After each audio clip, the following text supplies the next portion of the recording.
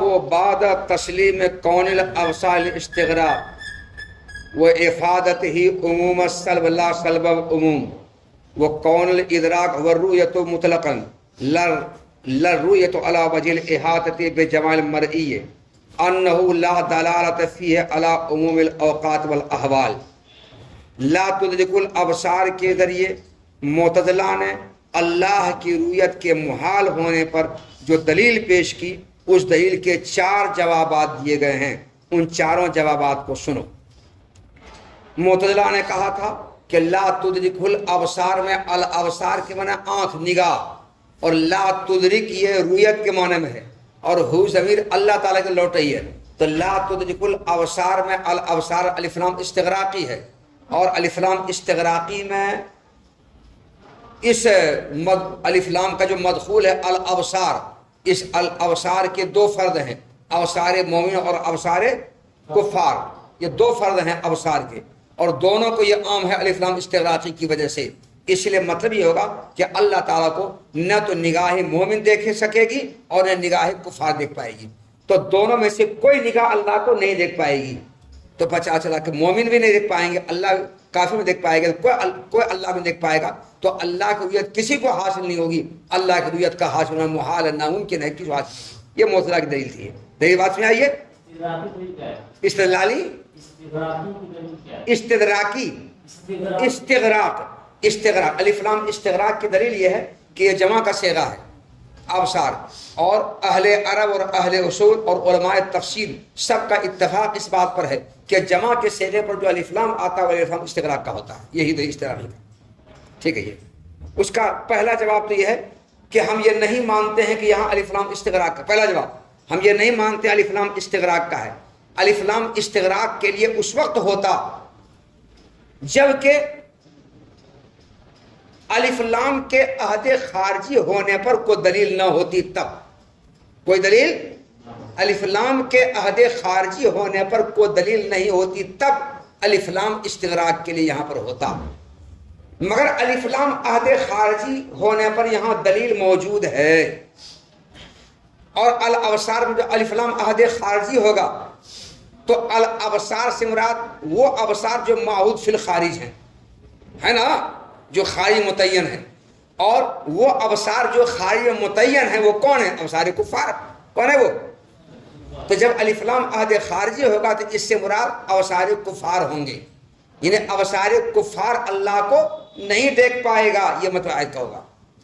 اچھا، الف لام عہد خارجی ہونے پر دلیل کیا ہے؟ دلیل یہ ہے کہ نصوص سے یہ بات ثابت ہے، قرآن پاک کی آیات سے، کہ اہل ایمان کو آخرت میں اللہ کی رؤیت حاصل ہوگی. تو نصوص سے اہل ایمان کو آخرت میں اللہ کی رؤیت کے ثابت اور حاصل ہونے پر دلیل موجود ہے. آخرت میں اللہ کی رؤیت کے ثبوت پر دلیل کا موجود ہونا یہ قرینہ ہے اس بات پر کہ لا تدرک الابصار میں الابصار پر جو الف لام ہے وہ عہد خارجی ہے، اور اس سے مراد معہود فی الخارج ہیں، اور معہود فی الخارج ابصار کفار ہیں. تو ابصار کفار یہاں پر صرف مراد ہے. ابصار کفار ابصار مومن دونوں کو عام نہیں ہے، استغراق کے لیے نہیں ہے. تو مطلب کیا ہوگا آیت کا کہ ابصار مومنین، چھوڑی بات، ابصار کفار اللہ کو نہیں دیکھیں گے. ابصار کفار اللہ کو دیکھ پائیں گے. لا تدرک الابصار، لا تدرک ہو ابصار الکفار. ابصار کفار، کفار کی نگاہیں اللہ تعالیٰ کو نہیں دیکھ پائیں گی. یہ آیت کا مطلب رہے ابصار مومنین تو دیکھیں گے. تو نفی یہاں پر ابصار کفار کی ہو رہی ہے، ابصار مومن کی نفی نہیں ہو رہی ہے. اس لیے ابصار مومنین کے لیے اللہ کی رؤیت ثابت ہے اور حاصل ہے، دوسرے نصوص سے بات ثابت ہے. تو ایک جواب ہو گیا، یہ ایک جواب ہو گیا. دوسرا جواب یہ ہے کہ اگر ہم مان لیں کہ یہاں الابصار میں الف لام استغراقی ہے اور ابصار کفار ابصار مومنین دونوں کو یہ عام ہے، اور مطلب یہ ہے کہ دونوں میں سے کسی کی نگاہ اللہ کو نہیں دیکھ پائے گی، ہم مانتے ہیں اس بات کو کہ یہاں الابصار استغراقی ہے. اس کو مان لینے کے بعد دوسرا جواب یہ ہے کہ یہاں لا تدرک الابصار میں جو لا ہے یہ عموم سلب پر دعوت نہیں کر رہا ہے اور سلب کلی پر دعوت نہیں کر رہا ہے، بلکہ سلب عموم پر دعوت کر رہا ہے. کس پر؟ سلب عموم پر داد کر رہا ہے. کیسے؟ اگر لا تدرک الابصار میں تم کہا تو اے معتزلہ الف لام استغراقی ہے تو تدرک الابصار میں بھی الف لام استغراقی ہوگا؟ ہوگا نہیں. تدرک الابصار کیونکہ تمہارا قاعدہ ہے کہ جمع کے صیغے میں الف لام داخل ہو تو اہل عرب علماء اصول اور علماء عرب سب کے اتفاق الف لام استغراقی ہونے پر تو تدرک الابصار میں بھی الابصار استغراقی ہوگا. اور تدرک الابصار کے معنی ہوگا تدرک ہو کل بصر من الابصار، یعنی ہر نگاہ اللہ کو دیکھے گی، یہ معنی ہوگا، یہ معنی ہوگا. اب تدرک الابصار پر لا نفی داخل کرتے ہیں تو تدرک الابصار کا معنی کیا تھا؟ یہ تدرک الابصار کا معنی تھا تدرک ہو کل بصر من الابصار، ہر نگاہ اللہ تعالیٰ کو دیکھے گی، ابصار مومن ہو یا ابصار کفار ہو. گویا کہ یہ موجبہ کلیہ ہے. کیا یہ تدرک الابصار معنی میں کس کا ہے؟ تدرک ہو کل بصر من الابصار، یہ موجبہ کلیہ ہے نا. موجبہ کلیہ ہر نگاہ اللہ کو دیکھے گی، چاہے ابصار مومن ابصار کفار کو، سب کو اللہ کو دیکھے، سب نگاہ اللہ کو دیکھے گی. ہاں بھائی تدرک الابصار ہم بول رہے ہیں، تم نہیں کیسے بول رہے ہو؟ اچھا چلے اب اس پر لا داخل کرتے ہیں. اب کہتے ہیں لا تدرک الابصار، تو لا تدرک الابصار سے ہم نے کہہ دیا تو وہاں موجبہ کلیہ تھا پہلے تدرک الابصار، اور اب لا داخل کرنے کے بعد اس موجبہ کلیہ کا سلب ہوا نا، ایجاب کلی کا رفع ہوا نا، ایجاب کلی مرتفع ہو گیا، موجبہ کلیہ کا ارتفاع ہو گیا.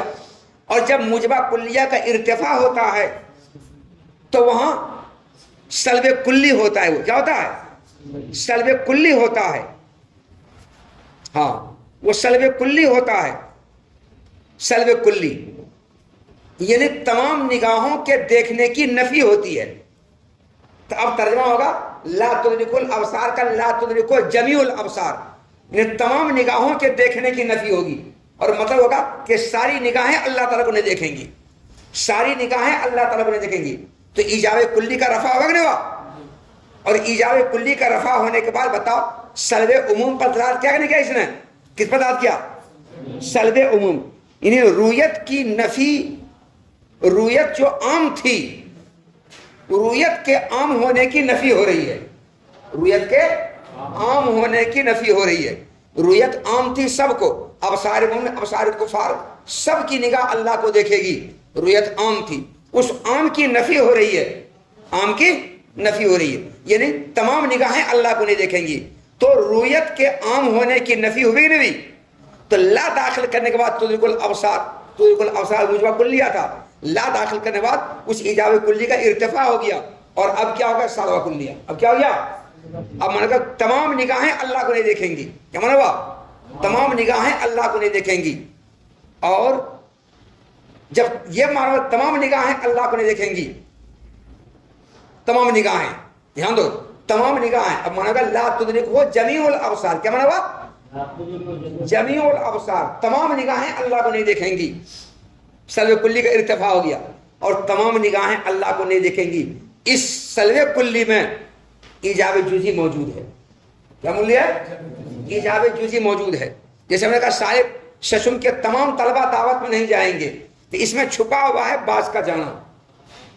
بعض کا جانا، تمام طلبہ دعوت میں نہیں جائیں گے، اس میں کہیں نہ کہیں یہ بات ہے کہ کچھ طلبہ لگتا ہے جائیں گے.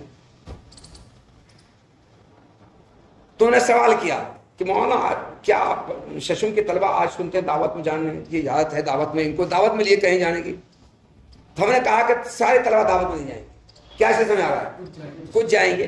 تو لا تدرکہ جمیع الابصار، لا تدرک الابصار معنی میں لا تدرکہ جمیع الابصار، ایجاب کلی کا ارتفاع ہو گیا، اٹھ گیا وہ، یعنی سلب عموم ختم ہو گیا. تو معنی کیا ہوگا؟ تمام نگاہیں اللہ کو نہیں دیکھیں گی، اس میں کچھ نگاہ اللہ کو دیکھے گی، کچھ نگاہ. وہ کچھ نگاہ کون؟ ابصار مومنین. تو اگر ہم مان لیتے ہیں کہ الابصار لهم استغراقی ہے تو بھی اے معتزلہ تمہارا مقصود ثابت نہیں ہوتا ہے.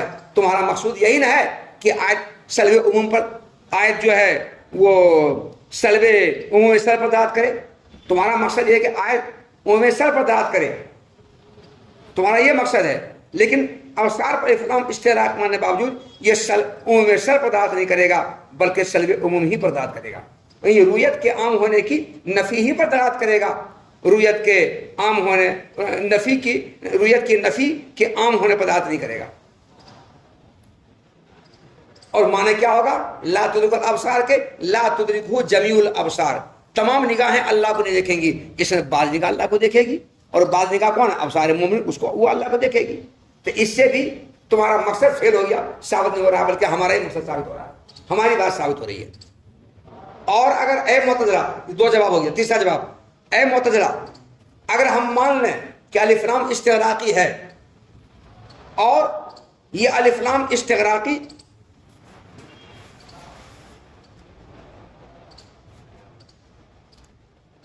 उमूम सल पर दाद कर रहा है, रुयत की जो नफी हो रही है वो नफी आम है, रुयत की नफी आम है।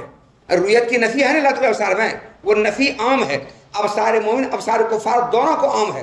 अगर हम मान लेते हैं कि रुयत नफी अबसार मोमिन अबसार कुफार दोनों को आम है, दोनों से रुयत की नफी हो रही है, न अबसार मोमिन अल्लाह को देखेंगे न अबसार कुफार अल्लाह को देखेंगे। अगर इसको हम मान लें तो तीसरा जवाब यह है कि ला तुदरिकुल अबसार में जो तुदरिक और रुयत के मानव है, यहाँ हम ये बात तस्लीम नहीं करते हैं कि यहाँ पर ये मुतलक रुयत मुराद है,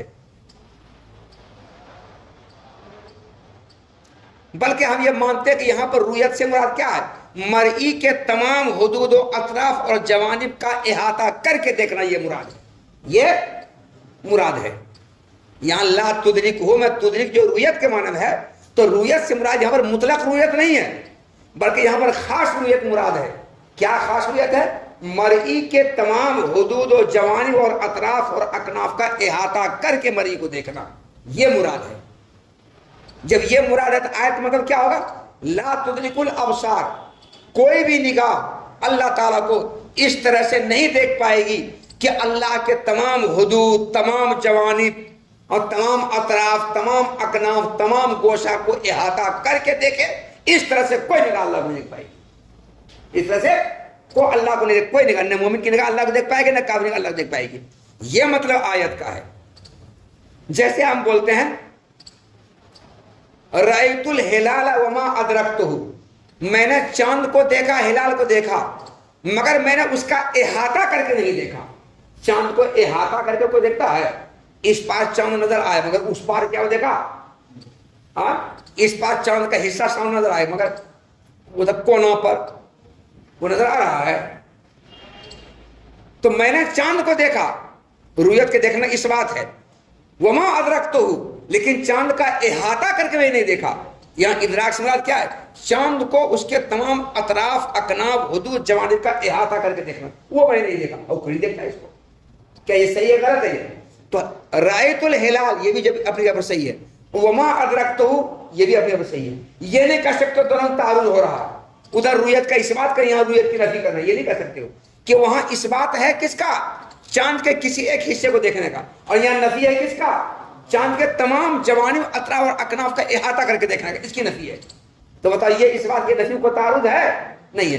तो इसी तरह से ला तुदरिकुल अबसार में अल अबसार अलिफ लाम इस्तिग़राक़ी का होना हम मानते हैं, और ये भी मानते हैं कि ये आयत उमूम सर पर दाद कर रही है। इस पर रुयत की नफी के आम होने पर दाद करेगी। रुयत की नफी आम है, अवसार कुफार सबको कोई नहीं देखेगा। तो तीसरा जवाब इसका ये होगा कि यहाँ रुयत से मुराद मुतलक रुयत नहीं है, बल्कि मरई जो अल्लाह ताला है उसके हुदूद और अतराफ और अकनाफ का तमाम गोशों का इहाता करके देखना, ये मुराद है। और जब ये मुराद आयत में क्या होगा कि अल्लाह ताला को कोई भी निगाह, चाहे मोमिन की निगाह हो, काफिर निगाह, कोई भी निगाह अल्लाह ताला को इस तरह से नहीं देख पाएगी कि उसके तमाम हुदूद और अतराफ और अकनाफ का इहाता कर ले, इहाता करके देखे कि कोई गोशा छूटने न पाए, कोई कोना छूटने न पाए। इस तरह से कोई भी निगाह अल्लाह नहीं देख पाएगी। ये आयत का माना है। और इसको तो हम भी तस्लीम करते हैं मुतज़िला, इसको तो हम भी तस्लीम करते हैं मुतज़िला कि अल्लाह ताला को इस तरह से कोई नहीं देख पाएगा, किसी की निगाह भी, कि अल्लाह का कोई गोशा छूटने न पाए। इस तरह से अल्लाह कोई नहीं देख पाएगा। हाँ, जुज़वी तौर पर अल्लाह को देखेगा। कौन देखेगा? अब सारे मोमिनीन। तो यहाँ आयत में जो नफी हो रही है وہ تمام حدود و اطراف اور اکناف اور جوانب اور گوشوں کا احاطہ کر کے دیکھنے کی نفی ہو رہی ہے، جزوی طور پر دیکھنے کی نفی نہیں ہو رہی ہے۔ تو ہماری مراد یہاں پر اللہ تعالیٰ کو دیکھنے سے ہماری مراد جزوی اور آنشک روپ سے اللہ کو دیکھنا ہے، اور آیت میں جو نفی ہو رہی ہے رؤیت کی، وہ تمام حدود و اطراف و اکناف کا احاطہ کر کے دیکھنے کی ہو رہی ہے، اور ہم اس کا انکار نہیں کرتے ہیں۔ سمجھے جواب؟ تیسرا جواب، یہ تیسرا جواب ہے۔ چوتھا جواب، اگر ہم مان لیں کہ رؤیت کی نفی ابصار میں الف لام استغراقی ہے، اور رؤیت کی نفی عام ہے ابصار میں ابصار کفار دونوں کو، اور یہ بھی مان لیں ہم کہ یہاں پر ادراک جو تدریک رؤیت کے معنی میں ہے، یہ حدود و اطراف اور جوانب کا احاطہ کر کے دیکھنا مراد نہیں ہے، بلکہ جزوی اور آنشک روپ سے دیکھنا ہے، کہ کوئی بھی نگاہ نہ ابصار مومن نہ ابصار کفار، کوئی بھی نگاہ اللہ تعالیٰ کو جزوی طور پر بھی نہیں دیکھ پائے گی، اللہ کا کوئی ایک کونا بھی نہیں دیکھ پائے گا۔ مانا ہمیں یہی مراد ہے، مانا ہمیں یہی مراد مان لو۔ تو ہم یہ تسلیم نہیں کرتے ہیں کہ یہ رؤیت کی نفی تمام احوال اور تمام اوقات کو عام ہے، ہم یہ بات نہیں مانتے ہیں، بلکہ یہاں ہم یہ کہیں گے کہ آیت میں جو رؤیت کی نفی ہے، لا تدرک الابصار رؤیت نفی ہے نا، یہ رؤیت کی جو نفی ہے، یہ رؤیت کی نفی کا تعلق دنیا سے، کس ہے؟ دنیا سے رؤیت کی نفی کا تعلق ہے، کہ دنیا میں کوئی بھی نگاہ اللہ تعالیٰ کو نہیں دیکھ پائے گی۔ رہے آخرت، تو آخرت میں بے شک مومن کی نگاہ اللہ کو دیکھے گی، تو رؤیت کی نفی کا تعلق دنیا سے ہے۔ رہی بات آخرت، تو نفی کا تعلق آخرت سے نہیں ہے، دنیا میں کوئی بھی نگاہ اللہ کو نہیں دیکھ پائے گی، اور آخرت بے شک مومن کی نگاہ اللہ کو دیکھے گی۔ ہم یہی تو کہتے ہیں کہ اللہ تعالیٰ کو آخرت میں لوگ دیکھیں گے، ہم تو یہی کہتے ہیں۔ ہم کہاں کریں دنیا میں دیکھیں گے؟ دنیا میں دیکھنا ممکن ہے، مگر دنیا میں دیکھنا ضروری نہیں ہے، اور آخرت دیکھنا ضروری ہے۔ ہر مومن اللہ تعالیٰ کو دیکھے گا آخرت میں۔ اور اس میں رؤیت کی جو نفی کا تعلق ہے، اس کا تعلق دنیا سے ہے، نیز اس کا تعلق ہم یہ بات نہیں مانتے ہیں کہ یہ نفی تمام احوال کے ساتھ نفی کا تعلق ہے، بلکہ اس نفی کا تعلق خاص حالت سے، کس حالت سے؟ خاص حالت سے ہے۔ بعض حالات کے ساتھ نفی کا تعلق ہے، کہ بعض حالات ایسے آئیں گے کہ جن حالتوں میں کوئی بھی نگاہ اللہ تعالیٰ کو نہیں دیکھ پائے گی، کوئی بھی نگاہ، نہ مومن کی نگاہ نہ کافر نگاہ۔ اس کا مطلب بعض حالتیں ایسی ہوں گی جن میں دیکھیں گے۔ چنانچہ حدیث شریف میں آتا ہے کہ ہر جمعہ کو ایک بار مومن اللہ تعالیٰ کو دیکھے گا۔ حدیث میں یہ بھی آتا ہے کہ ہر جمعہ کو 2 بار مومن اللہ تعالیٰ کو دیکھے گا، ہر مومن ہر جمعہ کو 2 بار، جمعہ میں 2 بار دیکھے، جمعہ میں 2 بار۔ اور بعض حدیث میں آتا ہے کہ روزانہ ایک بار کم سے کم اہل ایمان اللہ تعالیٰ کو دیکھیں گے۔ یہ بعض حالات میں رؤیت کا ثبوت ہے، اور بعض حالات میں رؤیت کا ثبوت نہیں ہے۔ تو رؤیت کی نفی جو آیت میں کی گئی ہے، اس نفی کا تعلق تمام حالات سے ہے، اس کو ہم تسلیم نہیں کرتے ہیں، بلکہ بعض حالات کے ساتھ ہے۔ اور بعض حالات کے ساتھ نفی کے تعلق کا مطلب ہوا کہ بعض حالات ایسی ہوں گی جن میں کوئی بھی نگاہ اللہ کو دیکھ پائے گی، اس کا مطلب بعض حالات ایسی ہوں جن میں اللہ تعالیٰ کو دیکھے گا، مومن کی نگاہ اللہ کو دیکھ لے گی۔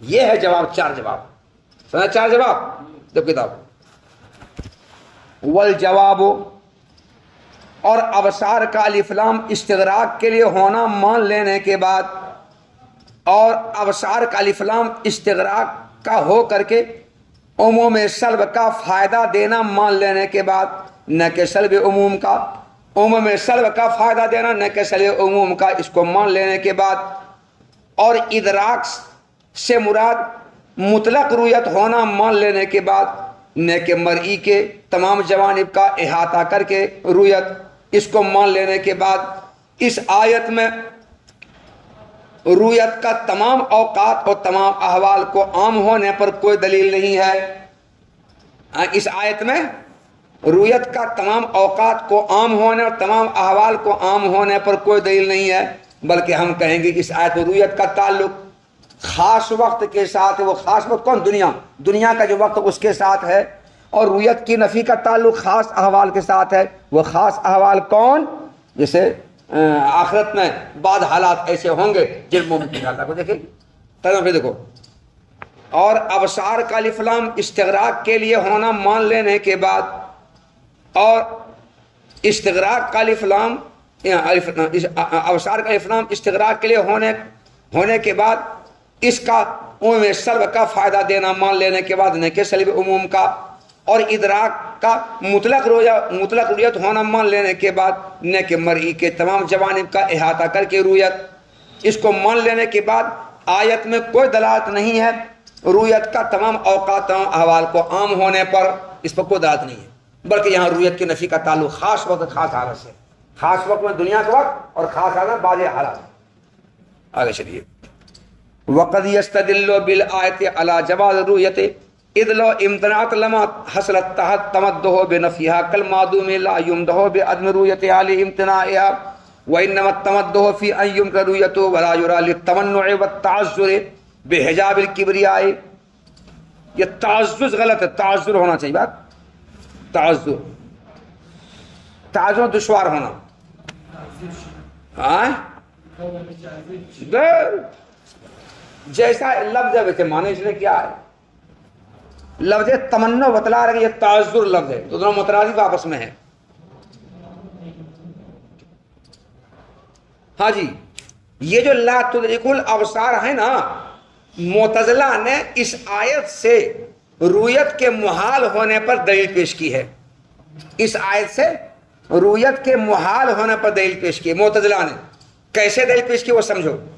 معتزلہ یہ کہتا ہے کہ اللہ تعالیٰ نے اس آیت میں اپنی رویت کی نفی کر کے اپنی تعریف کی ہے، اپنی رویت کی نفی کر کے اپنی تعریف کی ہے، تو مقام مدح میں، موضع مدح میں، محل مدح میں اللہ تعالیٰ نے اپنی رویت کی نفی کر کے اپنی تعریف کی ہے۔ یہ آیت مقام مدح میں ہے، یہ آیت محل مدح میں ہے۔ کون آیت؟ لا تدرک الابصار۔ اس آیت کو لا کر کے اللہ اپنی تعریف کر رہے ہیں، تو یہ آیت مقام مدح، محل مدح اور موضع مدح میں ہے۔ موضع مدح میں، مقام مدح میں، محل مدح میں لا کر کے اللہ نے اپنی رویت کی نفی کر کے تعریف کی ہے اپنی۔ جیسے دو لڑکا ندی میں تیر رہا ہے، ایک لڑکا ندی میں غوطہ لگاتا ہے، کہتا ہم کو چھوؤ تو چھوؤ ہم کو، وہ چھونے نہیں دے رہا، یہاں غوطہ لگاتا ہے، نکلتا جا کر کے وہاں گیٹ کے پاس، اس کا پیچھا کرتا ہے، وہ چھو ہی نہیں پاتا ہے، تو نہ چھونے دینے کے ذریعے وہ اپنی تعریف کر رہا ہے۔ تیرنا تم لوگ جانتے ہو؟ نہیں جانتا ہے، ہاں جان بچانے کے تیرنا جانتے ہو نا، تو ہوا نہ ہوا۔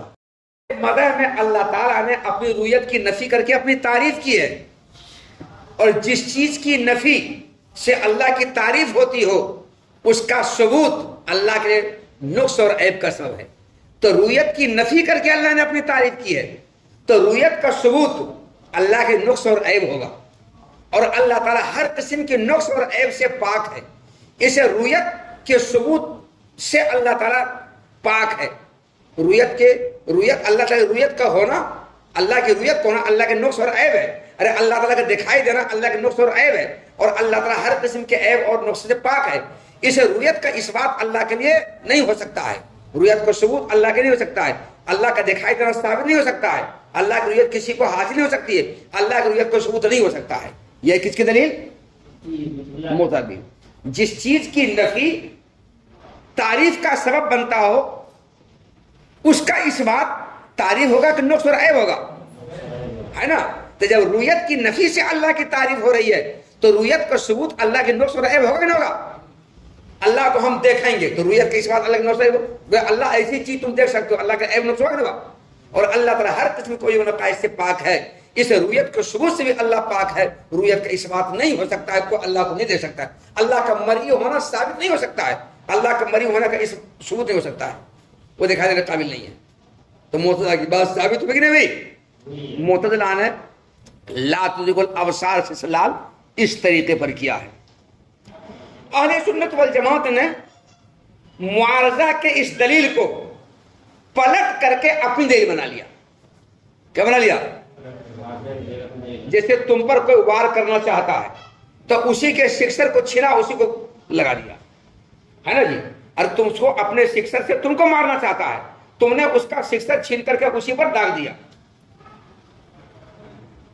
تو تمہارا جوتا تمہارے سر۔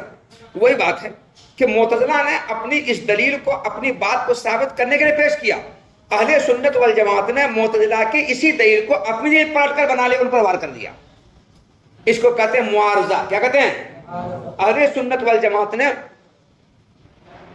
معتزلہ کے اس استدلال کے ساتھ معارضہ پیش کر کے خود اس آیت کو اپنی دلیل بنا لیا. اس کو کہتے ہیں معارضے قلبیہ. کیا کہتے ہیں؟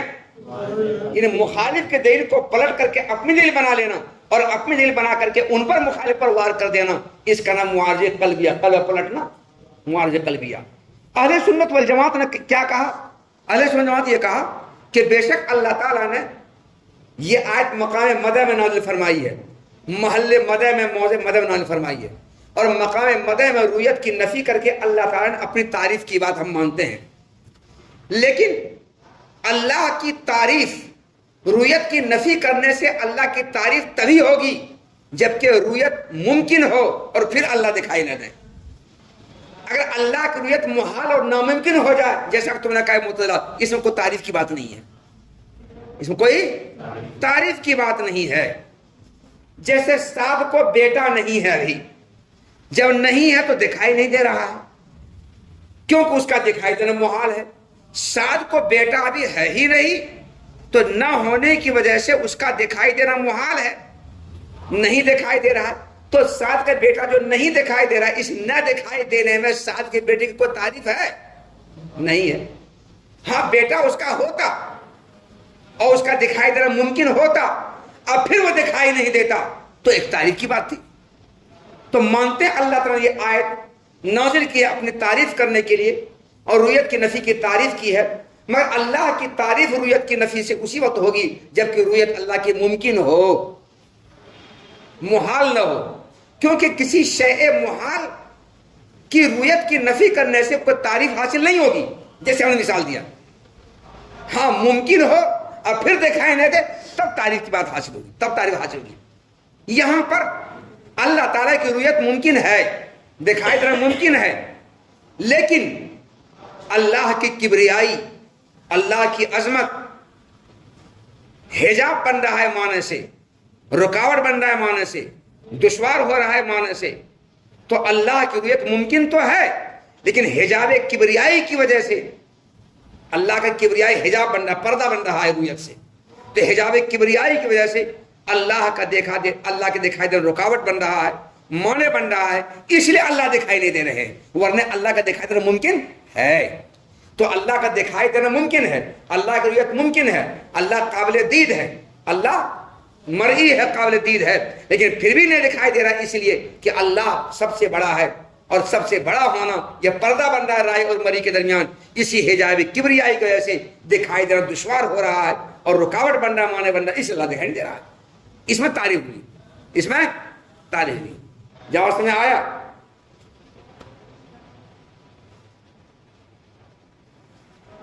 دیکھو, اور کبھی کبھی رویت کے امکان پر اس آیت کے ذریعے استدلال کیا جاتا ہے. رویت کے امکان پر اہل سنت والجماعت رویت کے امکان پر استدلال کیا نہیں کیا, اللہ کی رویت ممکن ہے.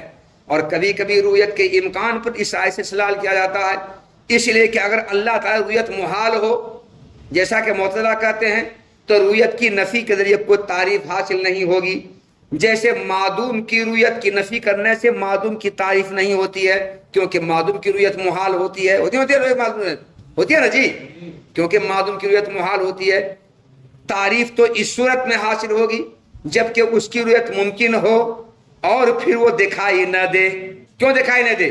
حجاب کبریائی کی وجہ سے دکھائی دینا رکاوٹ بننا, حجاب کبریائی کی وجہ سے دکھائی دینے میں رکاوٹ بننا اور دکھائی دینا دشوار ہونے کی وجہ سے. یہ ہے تعریف کی بات, یہ ہے تعریف کی بات. اللہ اتنا بڑا ہے کہ وہ دیکھ نہیں سکتے اس کو, حالانکہ دکھائی دینا ممکن ہے. جی دیکھو جی, پانی میں ایک لڑکا تیر رہا ہے, ہم کو چھو تو چھونا ممکن ہے نا, اب پھر بھی نہیں چھو پا رہے, تعریف کی بات ہے. اب چھونا محال اگر ہو جائے گا اب پھر نہیں چھو, کوئی تعریف ہے اس میں؟